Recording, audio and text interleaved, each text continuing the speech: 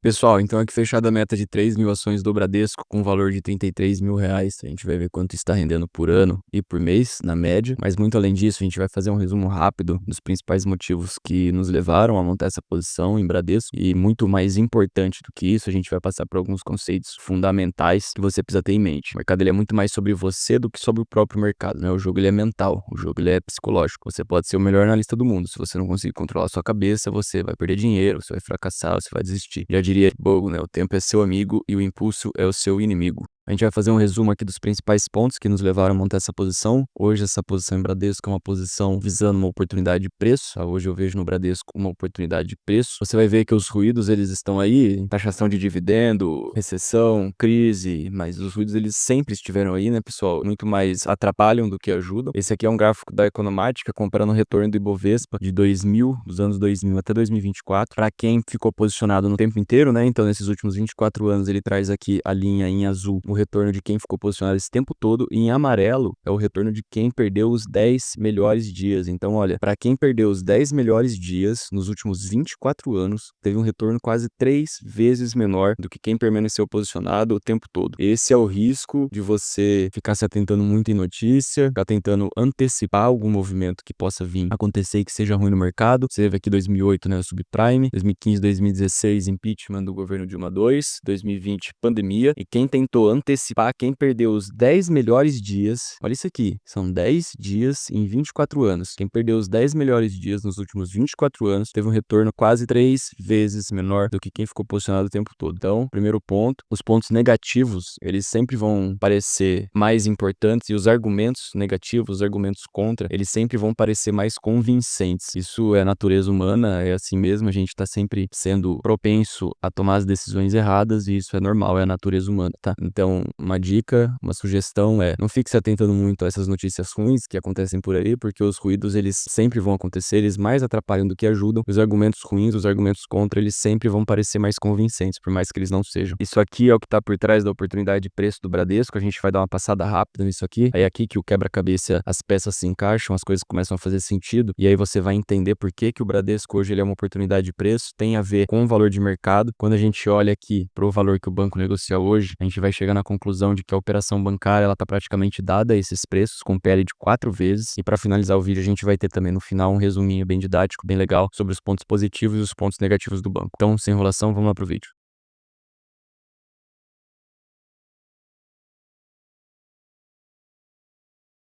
Pessoal, essas 3.000 ações aqui pra gente calcular quanto que ela vai render pra gente por ano e por mês é muito simples. O Bradesco ele prevê pagar cerca de 13 bilhões de reais em dividendos em 2025, um crescimento de aproximadamente 15% em relação ao valor pago em 2024. Pra gente fazer essa conta é muito simples. O banco pagou R$ 1 por ação em 2024. Se a gente pegar aqueles 15%, vamos ser um pouco mais conservador, vamos jogar 10%. Então, 10% em vez em cima de R$ 1, o banco vai pagar, esperamos que ele pague R$ 1,10 por ação em 2025. Se a gente jogar isso aqui, 1,10 vezes 3.000 ações, a gente vai ter em média R$ 3.300 no ano, tá bom? Para 2025, com essa posição de 3.000 ações. Pra gente ter uma média por mês, é só a gente dividir por 12, isso vai dar em média R$ 270 por mês. É uma média, né? O Bradesco ele paga todo mês, mas é muito pouquinho, e aí semestralmente ele faz aqueles pagamentos maiores. E com o aumento do payout do banco, a tendência é que a gente tenha pagamentos intercalados, tá? A gente já teve agora em outubro de 2024, setembro, um pagamento intercalado. O banco anunciou um novo pagamento intermediário para 2025. Datacom é agora dia 31 de março, 20 centavos por ação, e esse pagamento ele vai ser feito até outubro de 2025. Então, se o banco manter esse comportamento que ele adotou no final de 2024, a gente vai ter um pagamento intercalado, mas a média em cima dessa posição é de R$ 280 por mês ou R$ 3.300 por ano. E aí, por que que o Bradesco hoje ele é uma oportunidade de preço, né? Muito simples. O valor de mercado do banco hoje, 120 bilhões de reais. Se a gente pega o lucro anual da operação de seguro, aqui a gente está sendo bem conservador, tá? 8 bilhões. No último trimestre, o banco, a operação de seguro lucrou 2,5 bi. Então a gente poderia jogar isso aqui para 10 bilhões, mas vamos ser conservador, vamos falar que o lucro anual da operação de seguros está em 8 bilhões de reais por ano. Se a gente jogar num PL de 10 vezes, o que também é conservador, a gente tem Caixa Seguridade, BB, Porto Seguro, tudo negociando ali na casa de 10, 12 vezes o PL. Se a gente jogar aqui para 10, o do Bradesco,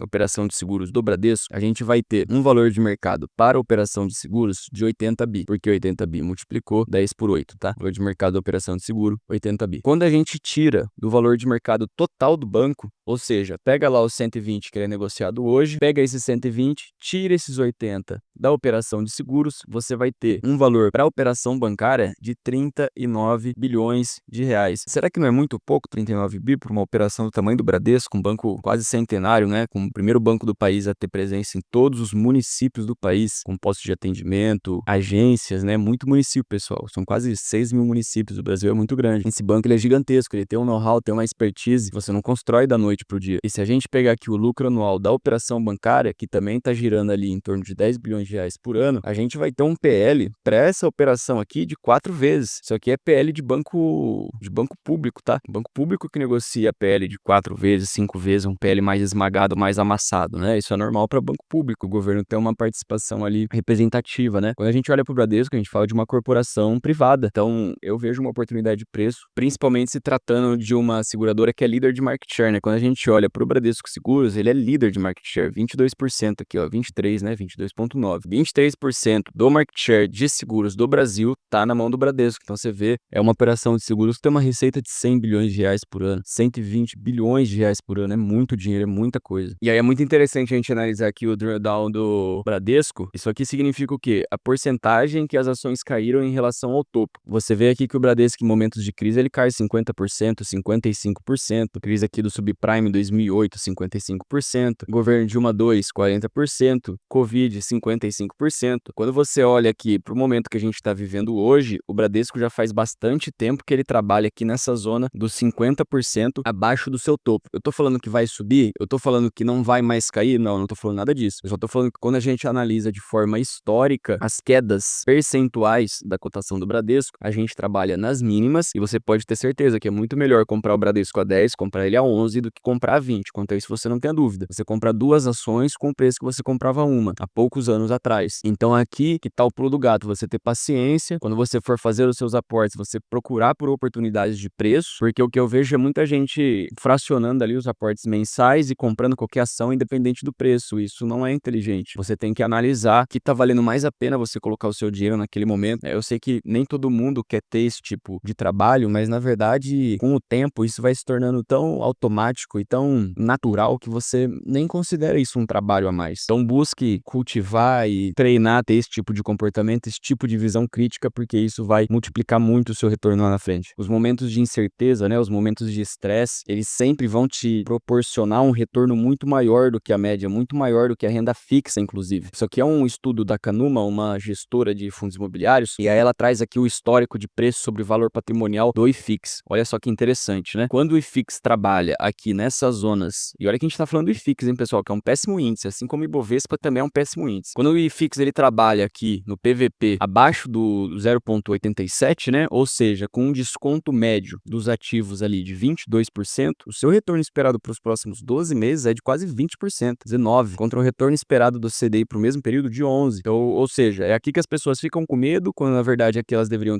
estar comprando, e é nesse momento que o seu retorno ele vai ser muito acima da média, porque a sua margem de segurança ela tá muito alta e o seu desconto também ele tá muito alto. O Brasil ele teve em 2024 em dólares a pior bolsa de equity do mundo, tá? A gente perdeu para todo mundo, México, Indonésia, Vietnã. A gente teve uma queda de 30% em 2024 em dólares. E aí essa aqui é uma passagem que eu trouxe do livro Investidor Inteligente do Graham, e isso aqui é muito legal, é muito interessante da gente ler essa passagem. E aqui ele traz é o quê? É o sentimento do mercado, né? O mercado, as pessoas, o mercado evolui, as pessoas não, né? As pessoas, elas sempre se comportam da mesma maneira, de forma previsível, ao longo dos anos, não importa se passou um século, se passou 10 séculos, se passou um ano, se passou 1000 anos, as pessoas, elas tendem a se comportar sempre da mesma maneira. Então, se a gente presumir que o mercado ele vai supervalorizar as ações que estão indo bem, tá com um bom crescimento, também, na lógica contrária, as companhias que estão com uma popularidade em baixa por causa de acontecimentos insatisfatórios de natureza passageira, elas serão subvalorizadas subvalorizadas, que é o que acontece com o Bradesco hoje. E aí Graham já trazia isso há muitos anos atrás pra gente. Essa tendência ela pode ser descrita como uma lei fundamental do mercado. Isso gera uma abordagem de investimento que deve ser tanto conservadora como promissora. E aí Graham já falava, a exigência-chave é você fazer o quê? É você se concentrar em companhias grandes que estão passando por um período de impopularidade. Embora as companhias pequenas elas também possam ser subvalorizadas por razões semelhantes, e em muitos dos casos os lucros e os preços de suas ações possam aumentar mais tarde, as companhias pequenas elas implicam em risco de uma perda definitiva de lucratividade e também do desprezo continuado por parte do mercado, mesmo após melhoria dos lucros, pessoal. Ou seja, as companhias grandes, portanto, têm uma vantagem dupla sobre as outras. Primeiro, elas têm os recursos, em termos de capital financeiro e intelectual, know-how, né, para ajudar a si mesmas a superarem as diversidades e retornarem a uma lucratividade satisfatória. E segundo ponto, é muito provável que o mercado responda com uma velocidade razoável a qualquer melhoria demonstrada. Então é totalmente diferente você investir no Bradesco, um banco que lucra 20 bilhões de reais por ano, um banco gigantesco, líder em market share de seguro, do que você ficar lá apostando em uma retomada de negócio de uma empresa pequenininha que pouca gente conhece, pouca gente negocia, não tem mais liquidez, ninguém mais quer saber dela. Essa empresa, mesmo que ela retorne aos níveis de glória, o mercado pode nunca mais responder a essa melhoria, ou pode demorar muito tempo para responder, porque ninguém tá olhando para ela, ninguém liga. É diferente do que acontece com as empresas grandes, igual a gente acabou de ler aqui nessa passagem de Graham. E aí, para finalizar o vídeo, eu trouxe aqui esse resuminho que ele tá lá no vídeo do Bradesco. Então, os pontos positivos aqui, a gente fala de um banco que lucra aí entre seus 15 e 20 bilhões de reais por ano, é muita grana, isso aqui não é para qualquer um. A gente fala de uma operação muito forte de seguro, líder em market share. Ele tem um capital tanto financeiro quanto intelectual, igual a gente acabou de ver na passagem de Graham. O banco possui uma boa frequência de pagamentos, isso aqui é muito importante, né? Eu vejo as pessoas confundindo um pouco essa questão de dividendo, falando que não precisa e tal, mas isso talvez não precise nos Estados Unidos, né, pessoal? Lá a gente tem realmente o investimento em crescimento, o investimento em empresas de crescimento. E no Brasil isso não existe, aqui é muito mais burocrático, muito mais difícil. A gente não é a maior economia do mundo igual eles são. Aqui no Brasil a gente deve ter tido a WEG, mais uma ou duas empresas de crescimento verdadeiro, mas aqui é totalmente diferente. Aqui você tem que ter uma carteira que te remunera, isso é uma coisa estrutural do nosso mercado, tá? Então a gente tem que ter sim na carteira empresas que remunerem, principalmente agora, um momento de crise, sua carteira tá lá cheia de empresas de crescimento, elas não te pagam ou pagam muito pouco. Como que você vai continuar reinvestindo? Como você vai fazer o efeito bola de neve? O negócio nem cresce, não sai do lugar, também não te paga nada, você não consegue comprar o que tá barato, então leva isso em consideração, tá? Muito importante. O dividendo do banco aí tá na casa dos 2 dígitos, com o preço de tela hoje aí na casa dos 10, 11 reais por ação. Ele tá no menor PVP dos últimos 10 ou 15 anos, tá? É meio bizarro assim ver como que a cotação do Bradesco ela tá amassada. A inadimplência ela vem melhorando também, e como os pontos negativos aqui, o ROI ainda tá abaixo do custo de capital, né? Isso é verdade, o ROI do banco ele teria que subir ali para 14, 15% para ele voltar a ser muito eficiente. As despesas também altíssimas, o índice de eficiência do Bradesco mais de 50%, ou seja, mais de 50% da receita gerada pelo banco está sendo consumida pelas suas despesas. As pessoas olham o índice de eficiência e o pensamento lógico, né? O primeiro pensamento que todo mundo tem é, bom, se é índice de eficiência, quanto maior o índice de eficiência, melhor. Só que na verdade é o contrário, quanto maior o índice de eficiência, é pior, porque o índice de eficiência representa a porcentagem da receita gastas com as despesas. O banco também passa por uma reestruturação que vai até pelo menos 2028, isso eles já trazem lá no próprio plano estratégico deles, né? Então não compre Bradesco esperando que o banco vai melhorar no trimestre que vem, daqui 6 meses, daqui 1 ano, se o próprio planejamento do banco tá para 2028. Já pega e vai direto lá no vídeo do Bradesco que a gente fez, não deixa para assistir depois, já vai lá e assiste agora. Eu tenho certeza que vai agregar muito aí na sua jornada, e eu nem vou precisar pedir para você se inscrever e dar o like, você vai fazer isso por gratidão. O conteúdo que tem ali vale ouro, eu levo muitas horas para fazer esses vídeos, entregando tudo que você precisa em poucos minutos. Então vai lá, corre pro vídeo do Bradesco que a gente se vê por lá.